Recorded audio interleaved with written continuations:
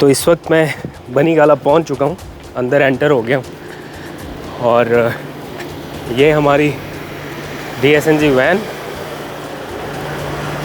और यहाँ से बंद है, वहाँ से दिखाता हूँ। जिस लम्हे मैं बनी गाला में एंटर हुआ उसी वक्त मैंने महसूस कर लिया था कि कुछ गैर मामूली एक्टिविटीज़ हैं यहाँ पर, कुछ ना कुछ अलग हो रहा है और वही हुआ। मैं ये व्लॉग करने से पहले 10 बार सोचा कि क्या मुझे इसके ऊपर बात करनी चाहिए या नहीं। ये बड़ी एक हसास किस्म की इन्फॉर्मेशन है, लेकिन मैं बड़ी जिम्मेदारी के साथ आपको बता रहा हूँ। सारा जो एहतसाब का निज़ाम है उसकी कब्र खोद दिया है। बिस्मिल्लाहिर्रहमानिर्रहीम, अस्सलाम वालेकुम। मैं हूँ अब्दुल कादिर और आप देख रहे हैं आपका अपना फेसबुक और यूट्यूब चैनल।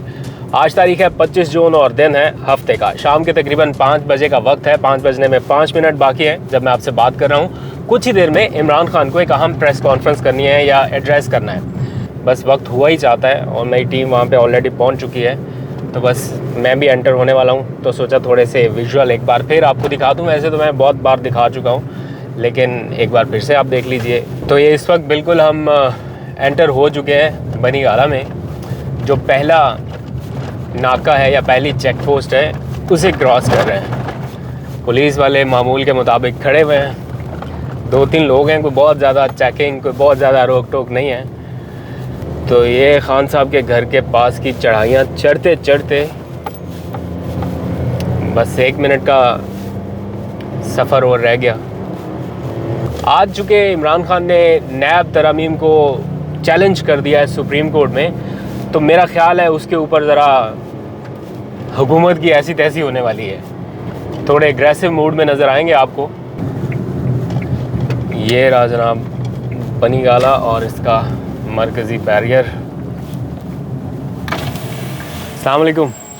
अब्दुल कादिर यार भाई से क्या हाल है? ठीक है, शुक्र अल्हम्दुलिल्लाह। तो लेट है, वो बता रहे थे 4 गाड़ियां आ रही हैं, 2 तो हमने भेज दी। हाँ, वो ऊपर चली गई ना टीम। एक्सेस हो गई। हाँ, बस उसी लिस्ट में नाम है।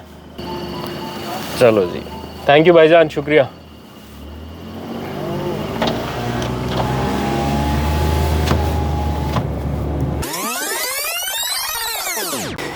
तो इस वक्त मैं बनी गाला पहुंच चुका हूं, अंदर एंटर हो गया हूं और ये हमारी DSNG वैन और यहाँ से बंद है, वहाँ से दिखाता हूँ। हो गया सिस्टम रेडी है?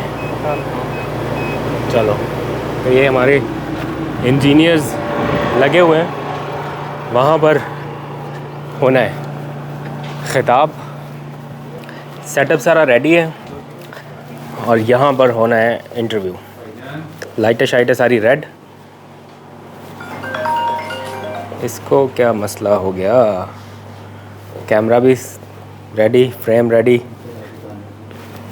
एंड कुछ ही देर में बस लाइव जाने वाले हैं। सारा जो एहतसाब का निज़ाम है उसकी कब्र खोद दिया है, बल्कि इन्होंने पाकिस्तान के मुस्तकबिल की उसके सामने वो अंधेरे में आ। Welcome back to studio. थोड़ी सी बातें आपको यहाँ से बतानी है क्योंकि वहाँ पर ऐसे हालात अचानक पैदा हो गए कि मैंने तो फ़ौरन अपना मोबाइल जेब में डाल लिया इससे पहले कि मेरे पे इल्ज़ाम लगे, क्योंकि वहाँ पर कुछ अनयूजुअल एक्टिविटीज़ मैंने नोट की। इससे पहले कि मैं उन्हें रिपोर्ट करता या मैं किसी से डिस्कस करता, वो सारी बातें खुद से मेरे सामने आना शुरू हो गई। आज जब मैं एंटर हुआ, जिसके मनाज़र आपने देखे, उस दौरान भी और उसके बाद भी, इंटरव्यू से पहले भी या जो इमरान खान साहब का एड्रेस था उससे पहले भी, मैंने ये महसूस किया कि वहाँ पर आज मुलाजमीन की या स्टाफ की तादाद बहुत ज़्यादा कम है, गैर मामूली हद तक कम है। इतना नहीं होता। जब इमरान खान वहाँ पर प्रेजेंट होते हैं तो इसका मतलब है कि आस पास दाएं बाएं अच्छा खासा स्टाफ रहता है, लेकिन आज स्टाफ की तादाद बहुत कम थी। मेरे माइंड में ख्याल आया कि आज चूँकि सैटरडे संडे है, इसलिए हो सकता है कुछ लोगों का सैटरडे संडे ऑफ रहता है, तो आज कुछ लोगों की छुट्टी हो। लेकिन बाद में जो चीज़ें सामने आई, जिन चीज़ों का पता चला, वो बड़ा हैरानकुन भी था और मेरे लिए तशवीशनाक भी था। और बड़ी ज़िम्मेदारी से मैं आपको बता रहा हूँ, बड़ा सोच समझ के। मैं ये व्लॉग करने से पहले 10 बार सोचा कि क्या मुझे इसके ऊपर बात करनी चाहिए या नहीं। ये बड़ी एक हसास किस्म की इन्फॉर्मेशन है, लेकिन मैं बड़ी ज़िम्मेदारी के साथ आपको बता रहा हूँ और बड़े मुस्तनद तरीन ज़राए से बात करने के बाद आपको बता रहा हूँ कि इमरान खान साहब को का जो बनी गाला का रेजिडेंस है या उनका जो घर है, उसको टेप करने की, ट्रेस करने की और बग करने की एक अटैम्प्ट हुई है और वो अटैम्प्ट पकड़ी गई है।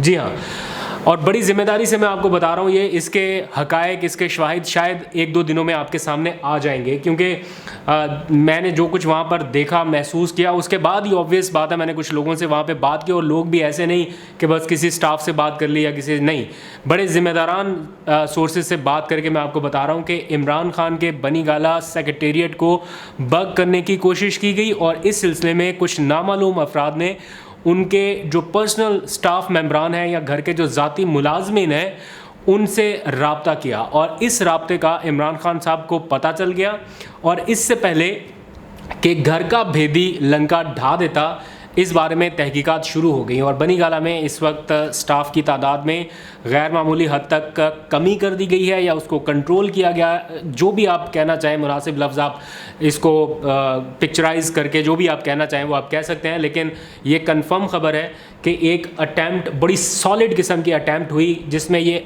कोशिश की जा रही थी कि इमरान खान साहब की ना सिर्फ एक्टिविटीज़ को बल्कि उनकी कुछ लोगों के साथ होने वाली गुफ्तगू तक को मॉनिटर किया जा सके और उसकी लम्हा बलम्हा की अपडेट भी मिलती रहे।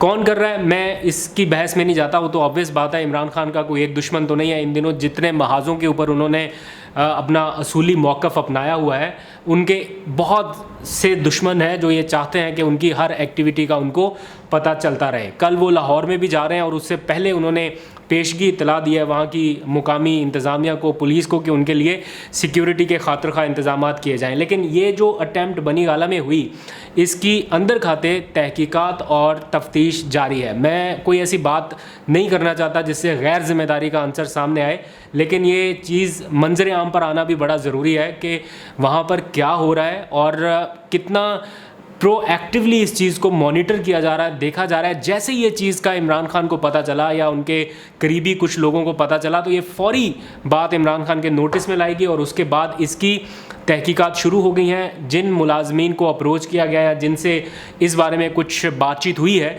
उनके साथ अब बातचीत भी हो रही है और मालूम करने की कोशिश की जा रही है कि ये कहाँ से अप्रोच किया गया और क्या कहा गया और इसके बदले में क्या पेशकश की गई। इसकी तफसीलात आने वाले दिनों में शायद उनके जो करीबी लोग हैं वो आपको अपडेट करें, लेकिन मेरे लिए ये बड़ी तशवीशनाक बात थी। ये इतना आसान काम नहीं है, ये इतना आसान टास्क नहीं है। ज़ाहिर बात है, जब तक घर का कोई भेदी इन्वॉल्व ना हो तब तक ये सहूलतकारी नहीं हो सकती। और उन्होंने जिस तरह मैंने जिक्र किया कि जिस तरह से हर महाज के ऊपर वो बग़ैर डरे, आज जब इमरान खान अपनी प्रेस कॉन्फ्रेंस कर रहे थे, इस बात का हिंट उन्होंने अपनी प्रेस कॉन्फ्रेंस में भी शायद दिया। आज उन्होंने एक नई कॉल भी दे दी है, उसके ऊपर भी कुछ देर में बात करते हैं। लेकिन बड़ी खबर जो आज की, जिसके लिए उन्होंने प्रेस कॉन्फ्रेंस बुलाई थी, वो नैब तरामीम के हवाले से उनका मौक़िफ़ था। इस मौक़िफ़ के दौरान इमरान खान ने यह बताया कि किस तरह 1100 अरब रुपए, 1100 से लेके 1200 अरब रुपए का डाका डालने की कोशिश की गई है, या अपनी ज़ात को पर्सन स्पेसिफिक तरामीम करके अपनी ज़ात को रिलीफ देने की एक अटैम्प्ट हुई, और अब इसे सुप्रीम कोर्ट में चैलेंज कर दिया गया है। और इमरान खान का ये मुतालबा है कि इन तमाम तरामीम को नल एंड वाइड करार दिया जाए। इमरान खान खुद इस केस में फ़रीक बने हैं। Imran Ahmed Khan Niazi versus federal government of Pakistan और नैब, इन दोनों को फ़रीक बनाया गया है इस दरख्वास्त में।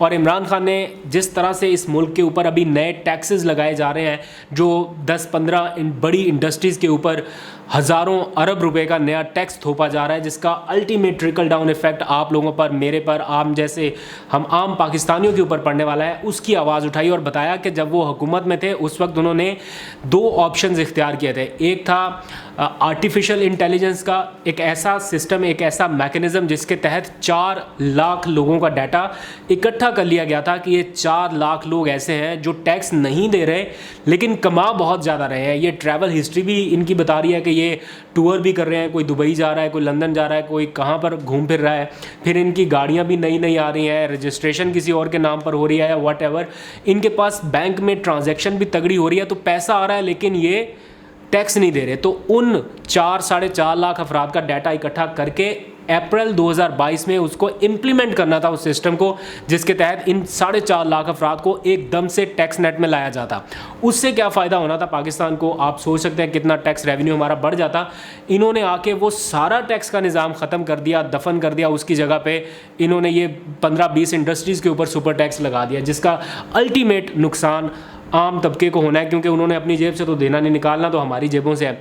और दूसरा, इमरान खान ने बताया कि जो उनका फार्मूला था वो एक तो आर्टिफिशियल इंटेलिजेंस वाला मैंने बताया, दूसरा ट्रैक एंड ट्रेस सिस्टम था, कंप्यूटराइज्ड ऐसा सिस्टम जो टॉप 20 इंडस्ट्रीज़ के ऊपर उन्होंने लगाना था, उनकी प्रोडक्शन के ऊपर लगाना था, जिससे एक एक बैग, एक एक सुई से लेकर बनने वाली बैग्स तक हर चीज़ मॉनिटर होती, ट्रैक एंड ट्रेस सिस्टम होता।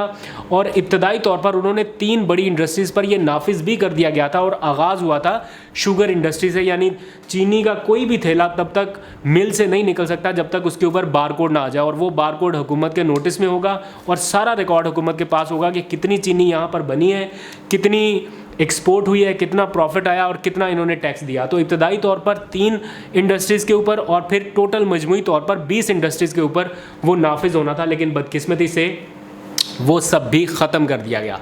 तो इमरान खान की आज की जो ओवरऑल प्रेस कॉन्फ्रेंस थी वो नैब तरामीम के हवाले से थी कि किस तरह इन्होंने सिर्फ 400 अरब रुपए का टैक्स लगाने के लिए आवाम को किस तरह से महंगाई की दलदल में धकेल दिया, लेकिन दूसरी तरफ अपना 1200 अरब रुपया बचाने के लिए इन्होंने पर्सन स्पेसिफिक यानी ऐसी तरामीम जिनसे ज़ाती फ़ायदा हो वो की है, और इसको सुप्रीम कोर्ट में चैलेंज कर दिया। और फिर 2 जुलाई हफ्ते के दिन उन्होंने इस्लामाबाद में इसके ख़िलाफ़ कॉल दे दी। मैंने आपको बताया था कि इमरान खान इस्लामाबाद निकलने वाले हैं, किसी भी वक्त वो ये कॉल देंगे, और ये बात बिल्कुल ठीक साबित हुई। कल के परसों के व्लॉग में मैंने आपको बताया कि इमरान खान इस्लामाबाद की कॉल देने लगे हैं और आज दे दी है, और अब मुल्क भर में इसका दायरा फैलेगा। इस्लामाबाद के बाद और भी शहरों में, बल्कि बैक वक्त भी होगा। बैक वक्त इस्लामाबाद, लाहौर, फैसलाबाद, कराची, मुल्तान, पेशावर, कोयटा और दूसरे शहरों में भी होगा। तो आपको अपडेट करता रहूँगा इमरान खान की इस कॉल पर। देखते हैं कौन लोग निकलते हैं। ये जिम्मेदारी सिर्फ इमरान खान की नहीं है। इमरान खान की ज़ात के लिए ना निकलें, अपने लिए ज़रूर निकलें। कि इन्होंने अपनी चोरी बचाने के लिए कैसे हमारे सारे मुल्क का इंसाफ का निज़ाम तबाह किया, सारा जो एहतसाब का निज़ाम है उसकी कब्र खोद दिया इन्होंने। बल्कि इन्होंने पाकिस्तान के मुस्तकबिल की उसके सामने वो अंधेरे में आ, ये अब सारे पाक हो जाएंगे उससे। फिर अगर फेक अकाउंट्स में पैसा आ भी गया और पूछ लिया इनसे, तो पूछेंगे क्या कि अगर मसलन 1 अरब रुपया मेरे अकाउंट में आ गया, लेकिन वो मैंने सारा या खर्च कर दिया, बाहर भेज दिया, या उससे उमूमन होता क्या है, जब आप ज़्यादा पैसा बनाते हैं, या ये जो बड़े बड़े डाकू हैं, इनका असल में नुकसान क्या करते हैं। आज तक के लिए इतना, अपना बहुत सा ख्याल रखें। खुदा हाफिज़।